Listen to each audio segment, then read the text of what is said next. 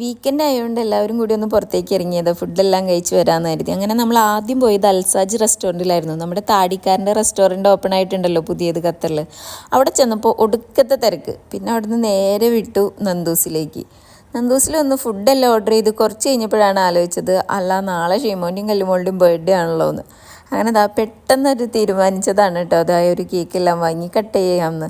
അങ്ങനെ രണ്ടുപേരെ കൊണ്ടും കേക്കെല്ലാം കട്ട് ചെയ്യിപ്പിച്ചു. അവരും സർപ്രൈസ്ഡ്, നമ്മളും സർപ്രൈസ്ഡ്. കാരണം പെട്ടെന്ന് നേരത്തെ പ്ലാനൊന്നും ചെയ്തിട്ടുണ്ടായിരുന്നില്ല. ഇതിങ്ങനെയാണല്ലോ ചില കാര്യങ്ങൾ നമ്മൾ നേരത്തെ പ്ലാൻ ചെയ്ത് ഇത്ര ഭംഗിയായി നടക്കില്ല.